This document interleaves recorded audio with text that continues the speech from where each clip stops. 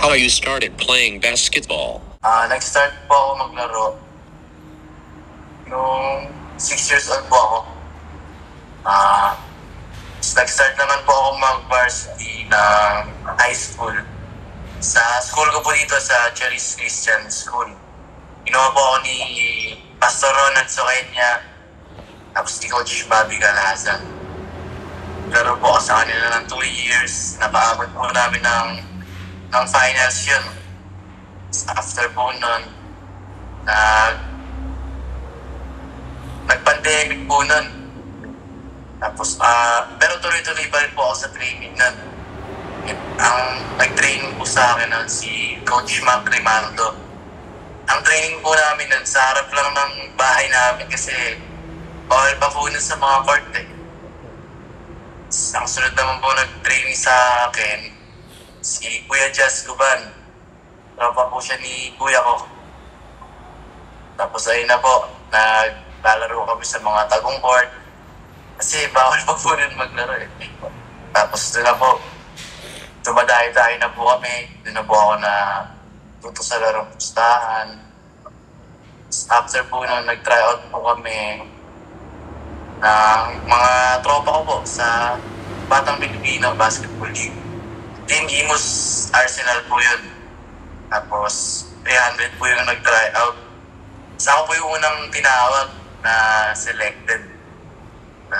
Ginawa po ako ni Coach John Cani, tapos ni Boss Donnie Ramirez. After po nun, na-scout po ako sa EAC. Yun lang po. Why you choose EAC your high school varsity? Ayun na po. Una po, nag-tryout po ako sa ligang Batang Pilipino Basketball League. Kinuha po ako ni Coach John Cani, tapos ni Boss Donnie Ramirez. Tapos nag-compete po kami dun. Tapos na-scout po ako ni Coach Ash Tiguro, coach po namin sa ENC. Tapos nirefer po ako ni Coach Elvin Arabe.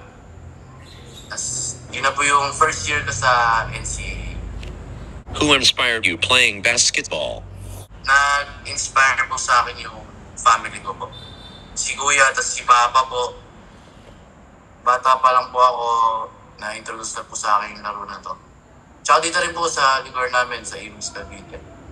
Bawat lugar, maraming court po dyan. Ayun po. How's experience playing in the NCAA Juniors? Masaya po kasi team ko po yun eh. Simula bata pa lang po ako. Tapos mas competitive yung mga players kasi pares po kami everyday nagtitraining. Gano'n, tapos pagpasok mo sa arena, daming tao, ang ganda ng court, mga ilaw, yung sahig, tabla, yung bola, pinaka-latest na bola, ginagamit nyo. Yan. Are you nervous on your first game? First laro po ng NCAA, kalaban po namin JRU, season 98 po yun. Opo, nervous po ako nun. Pero excited din po ako at the same time. Kasi dream ko po talaga yun. Tapos, daming camera, naglalaro kayo, na-represent yung school nyo. Excited na nervous po ako nun. Tapos sobrang happy po ako nun. Top 3 toughest opponent players in NCAA Juniors. Si George Diamante, kasi big man siya, tapos sobrang explosive niya. Pangalawa si Jonathan Manalili. Sobrang taas ng IQ, sobrang galing. Ayan sila. How's experience so far in Asia Basket? Ngayon po, happy po ako kasi kanina po kakatapos na ng game namin. Panalo po kami. Maganda po yung standing namin. Tapos, yung mga ganun pong leagues, mga pre-season, mas nabubuo yung chemistry namin, trust namin sa isa't isa.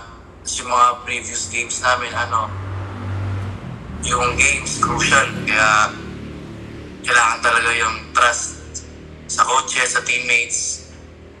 Eh po. Nag-recruit. Ngayon po, wala pa naman po. Naka-manage team. What do you learn from Coach Noy? Si Coach Noy po, una-una po, lagi po niya sa amin sinasabi na kailangan namin magpalakas ng katawan. Na lamang daw po ang malakas ang katawan talaga sa basketball. Tapos, disiplina sa sarili, huwag magpupuyat, yan daw po ang kalaban ng player. Tapos, ang magpapagaling daw po sa isang player, yung palaging pag-extra work. Hindi po daw sapat yung team training, kailangan nag-extra work ka rin. Sobrang dami ko po natutunan dyan kay Coach Noy. Parang, siya na po yung father ko dyan sa AAC. Tapos sa mga school works namin na huwag po magpapabaya. Solid po yun si Coach Noy. How many times you watch Kobe Bryant game and practice his game? Hindi ko na po mabilang eh. Halos lahat sa YouTube. Alam ko na yung alam ko na yung mga videos niya sa YouTube eh. Bata pa lang po ako, pinapanood ko si Kobe. Tapos, pag sa practice, na-apply ka lang po yung napapanood ko. Ano po, syempre po masaya kasi pinapanood ko lang po yun eh. Tapos, idol ko po talaga yung si Kobe. Tapos, matawag pa ng ganun. Sobrang saya po. Yung batang ako siguro po, sobrang saya. Sobrang talaga. Yun lang. If you became PBA player, who do you want to face then? Si Terence Romeo po. Idol Terence Romeo. Taga sa amin rin po kasi siya sa Imus Cavite. Pinapanood ko rin po lagi. Sobrang idol po yun. Last question, top 3 best NBA players right now. Una po, si Luka, Kyrie Irving, tapos si LeBron James. Si LeBron po kasi ganda po yung ginawa niya. History po yun, nasama po niya yung anak niya. Gusto ko po ganun. Idol po yun. Sobrang galing. Thank you for watching.